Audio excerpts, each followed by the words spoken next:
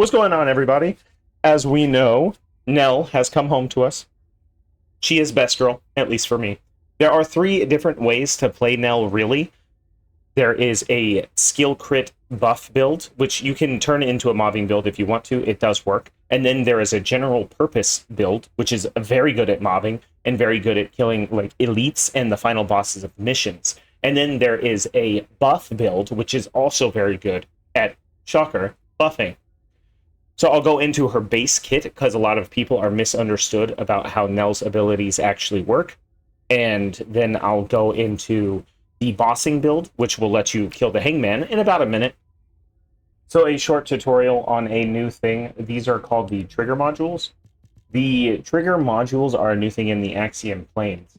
In order to just read them and not get too confused, essentially they have added a subtype to every skill so that they can make trigger modules and basically piercing projectile, multi-explosive projectile. So if I click here, it will tell me what modules I can put on there that will affect that, which is death by 1,000 cuts, which is what we're going to use for the crit build.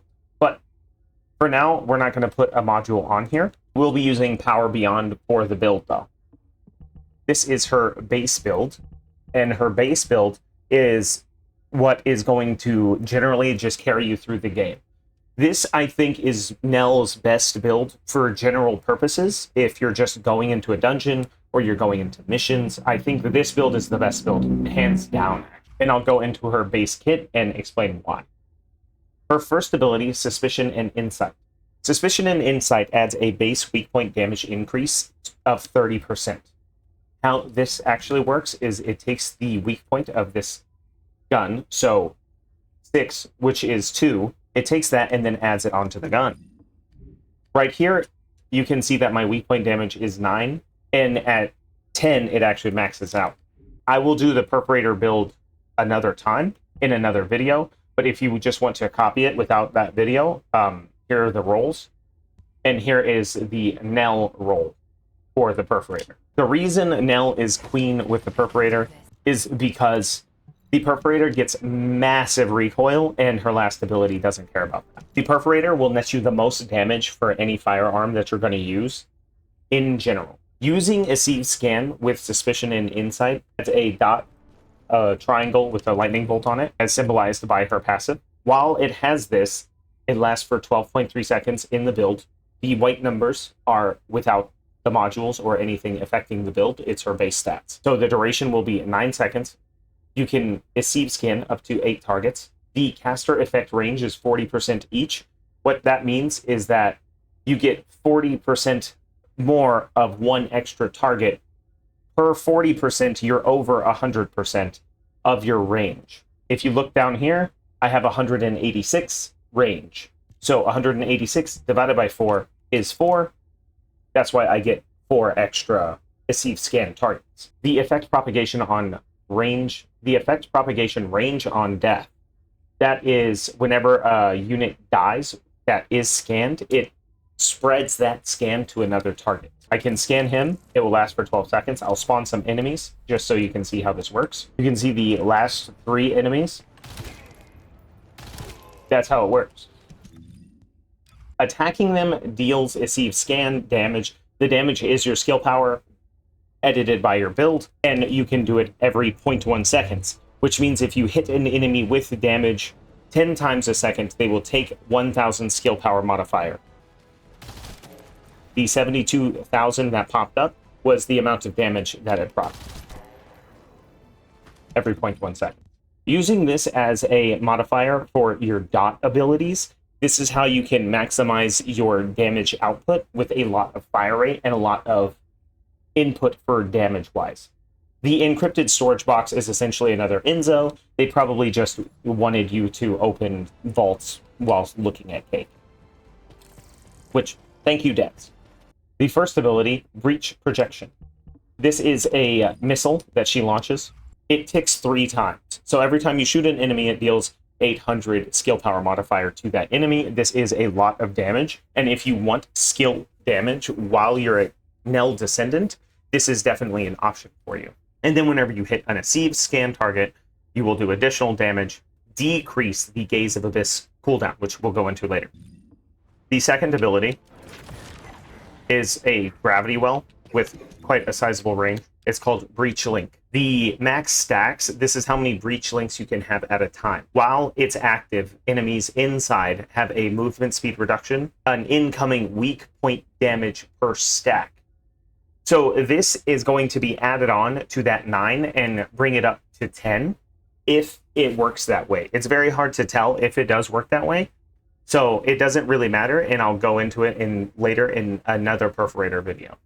The well will last for 15 seconds with a 6-meter range, and it can go up to 300%. A note on range, 300%, it has a base of 100%. So my 186 that you see right here, this is actually added on to the 100%, and it's actually 286%. So this is almost maxed, and with arc tuning, it will be. It says it further weakens adaptive defense. Adaptive defense is the enemy's capability to lower elemental damage in the Axian planes. It's not anything that has to do with Nell, it's that specific enemy type on Legion of Breach. There is something called arc retrieval. So if I summon it, I can cast it again and arc retrieve it, and it basically gives it back to me. This is not the best way to do damage. This is a very good way to lower your cooldown and get your skills back faster, though. Or if you want to go somewhere else and you've sent down a node, you can just get your node back. That's really what it's for. And whenever it says you have a maximum of 5, it just means that you can have up to 5 of these. You have to retrieve the node with your 2 or your 3 in order to get it back within the cooldown timer. Now, what's the point of doing this? Specifically, it's just to add ticks. So now we're doing the continuous damage times 5. However, the problem, this is focus, and this is attack ability, so it's not going to scale off your reactor as well as you'd like. There are options that you can do to mitigate this, but you don't really need to. So right now we're doing 134 continuous damage with fusion, and if you want a faster cooldown, you will end up with focus on tech or focus on fusion. So I have focus on fusion on her because it is better for the anti-gravity field. This increases the damage of the anti-gravity field by 50%. The modifier on 780, you would get less of an increase on that modifier, and then of course it would be the same for 2000, but we're really doing this for the continuous damage gravity field. So this is 250 skill power as of now, times 5 if I wanted to stack it, making 1000 skill power dealt every twice a second. Very healthy amount of dot damage. Then we have Gaze of the Abyss. This is really where Nell is going to become capable of dealing with the elites in the team. Since I already have them all stacked up, I can activate the Abyss, pull out my perforator, and go to town. And that span of damage was 600 million damage against the Legion of Immortality. How that works is this increases the weak point damage to another 35% to add it to her passive. So you don't need to put weak point damage as a roll on your perforator, which is comical if you've been watching the live stream. Now, whenever you hit an Aceive scan target with a breach shard, this is your breach shard, it gives you an extra 0.8 seconds, and then whenever you kill an enemy with that has been Aceived, it gives you an extra 0.4 seconds. Up going to a maximum of 24 seconds, added on to the duration. So currently the maximum duration of Gaze of the Abyss is 43 seconds. And this is Nell's base kit. All right, so this is her skill build, as success proofs here. That was the Hanged Man. Life through these days, that's funny.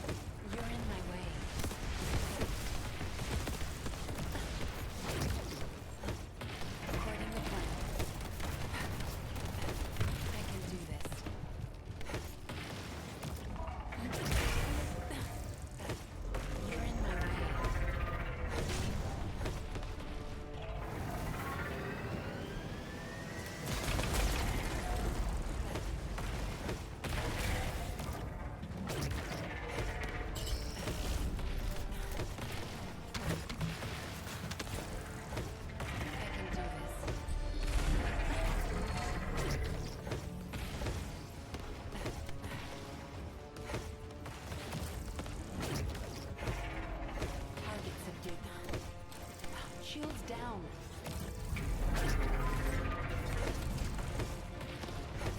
This is easy.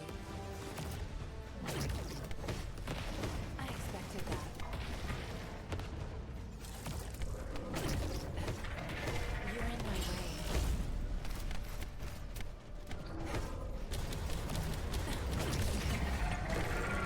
There. I'll settle for that. That's good. Goodness.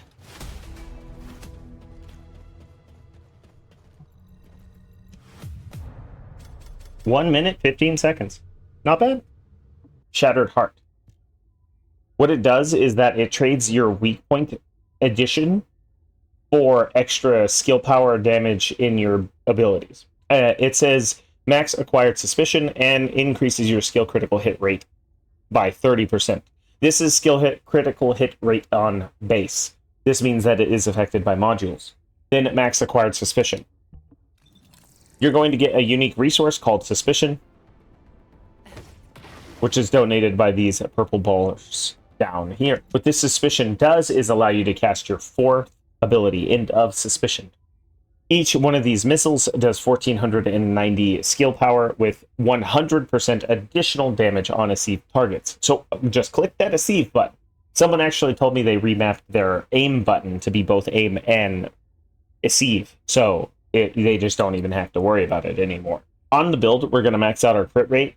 If we had something smaller than a skill insight that would still give us more crit or more damage, we would use it, but we don't. So we're going to use the 4 critical hit modules: skilled concentration, front lines, emergency measures, and skill insight. Then we're going to try to save as much resource as we can on the build while still having a really good build.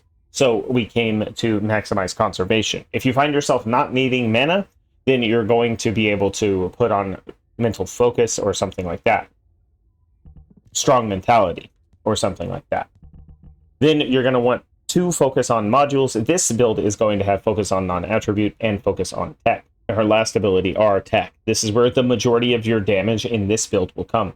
Then max cooldown with MP conversion, nimble fingers, and as always, at least 1 hit point module on your build, please. We will be using the mage power set for a couple reasons. One, it's just very good. It gives you an 84% increase of skill power whenever you have 3 stacks, and it scales off of the secret garden for your tech abilities. So the secret garden is what you're going to want for your main weapon. The secret garden's unique ability, whenever you use a tech ability, you get pest control, just ends up giving you an extra 34% increase on your tech skill power boost. This 34% increase does multiply this 84% increase. So both of them in tandem is one of the reasons why she just does so much damage. The reactor for bossing, which I'm only going to use this for bossing, to be honest with you, you want at least skill cooldown on this build whenever you have this build to maximize your cooldown. It is very important. Skill attack whenever you're doing Colossi. If you just want a simple reactor and you don't want one just for bossing, you're going to want tech skill power boost and skill cooldown instead. The build on the Secret Garden is caca. It's not anything. It's just a stat stick for all my Descendants. The Secret Garden is very mediocre anyway, and you're going to be killing everything with skills. So build it if you want to, but I'm not going to. And then the best module for her is going to be Death by 1,000 Cuts. It is very important for me to explain this module, so I'll go ahead and explain it at the end of this build guide. The majority of your damage is going to come from Breach Spike, but that doesn't mean that Breach Link, Gravitic Reversal, and End of Suspicion isn't going to be used. End of Suspicion is definitely going to be used, but if you just press 1 and 4, you can get away with doing everything anyway. There's nothing changed from Breach Link. Whenever you get a crit, you get a bar. This is your End of Suspicion, and then, of course, you launch your spears. Once again, on hit of a sieve to scan target, you deal more damage, so scan your target. The second Breach Link is Breach Link. It sucks in enemies. It just has a smaller range. Then Gravitic Reversal, it's the same. End of Suspicion is where you're going to deal a lot of your damage. Basically, whenever you can cast End of Suspicion with max stacks, or 8-ish you want to. And this is just going to be how you maximize your damage output. You can spam your first ability pretty well. My recommendation when you're bossing is to spam your ability, and then when it's on cooldown, spend the time rolling, and when you can, cast Suspicious and do millions and millions of damage. It's pretty straightforward as to how to play with Death by 1,000 Cuts. Death by 1,000 Cuts uses the residual arc preservation stack. Each type of ability has a different stack count. So piercing projectiles, which are breach spike, will give you 6 stacks. Every time you hit an enemy or use a skill, you get the 6 stacks. I get 6 stacks every time I use the skill. So after I fire it twice, the stack goes off and you'll see the drop down thingies. It's not a ton of damage, but it is damage nonetheless.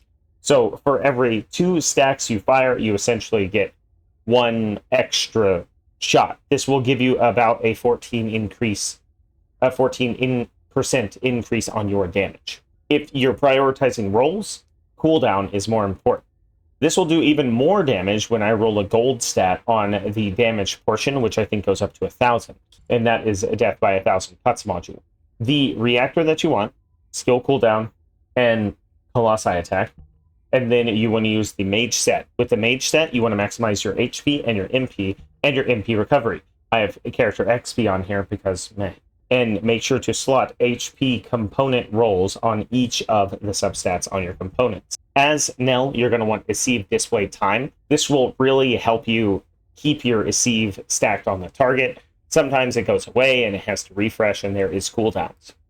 Then we have Power Beyond, which is going to be on our general purpose build for Nell. Whenever you're using a global dot or a ground dot, which is her second ability, it creates stacks.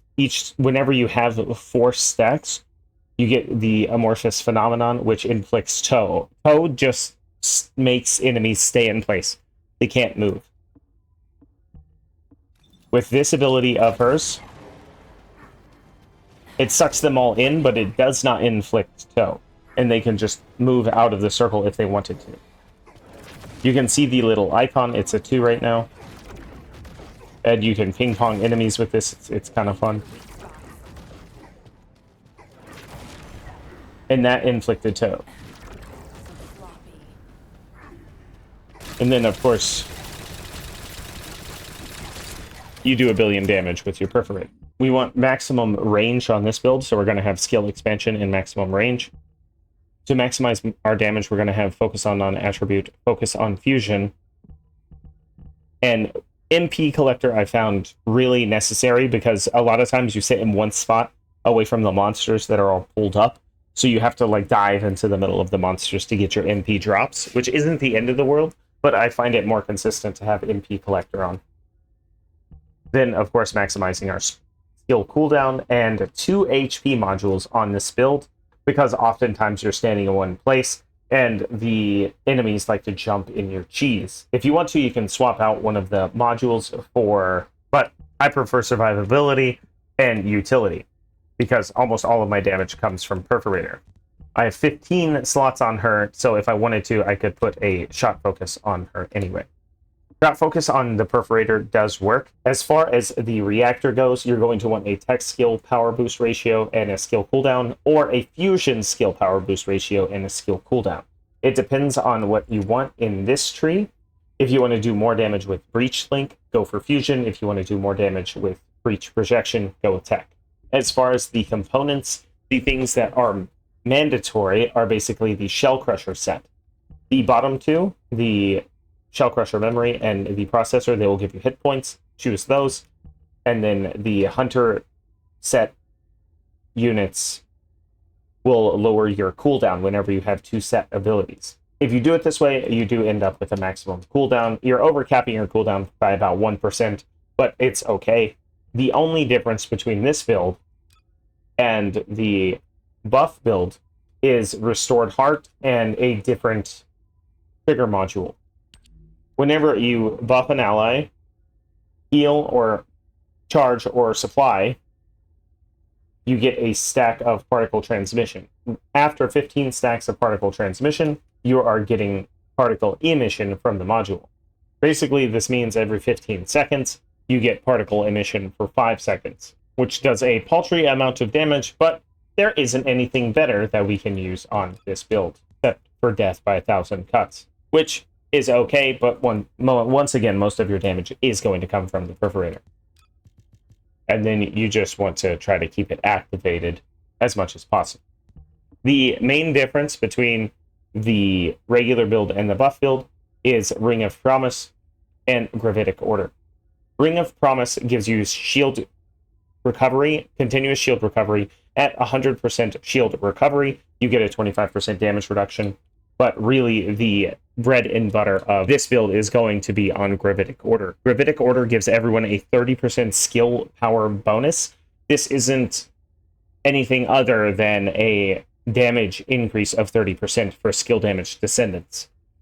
And in addition, you get to keep your Gaze of the Abyss, which gives you and everyone else weak point damage. So if you have any descendants that do skill damage and they do gun damage, this will increase both of those. Like Serena with the shotgun. This will massively increase the damage of that build. Supply Moisture Valves, stuff like that. Nell is going to be a very good damage buff descendant, and she can be paired with Luna or Enzo for crit damage. If you get a Nell with Gaze of the Abyss and a Restored Heart and a group of Serenas inside of the Wall Crasher, you're going to see some crazy, disgusting damage happening. As far as her kit stands, I recommend having weapons that are really good at not caring about recoil, because you want to capitalize on the weak point damage of the weapons. So this is one of the reasons why Perforator is going to be her best weapon, followed by Greg's Reversed Fate, Thunder Cage, and a shotgun that has weak point damage. On all of these builds, you want the ammo does not consume. So basically, whenever I proc the weak point skill, I shoot off the Perforator, and then I shoot the Thunder Cage. When I reload the Thunder Cage, I go to the shotgun. I shoot the shotgun, and then when I'm out of bullets for the shotgun after the firing fiesta has worn off, I just go back to the Perforator. This sounds like a lot of work, and it kind of is, but it's less work than flying through the sky as Serena and trying to get 1,000 headshots. This is her buff build, though, so you won't be able to suck in enemies.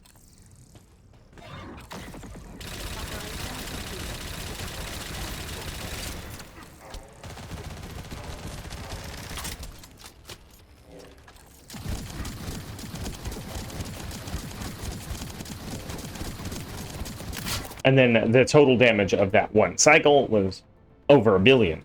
All in all, I think the new Nell is absolutely correct. She is probably the best descendant that's not Serena. Because I don't know what the devs were thinking about Serena. I just realized this is the wrong Thunder Cage that I was using for the test I gave y'all. Because it has no rolls. Oh well. You understand the gist of it. Anyway, please enjoy Nell. She is the best. And devs, a note, if you don't give me an Android 18 costume for Nell, I will be upset. Y'all have a sick day. Peace out. Catch me on Twitch. Link in the description. Bye!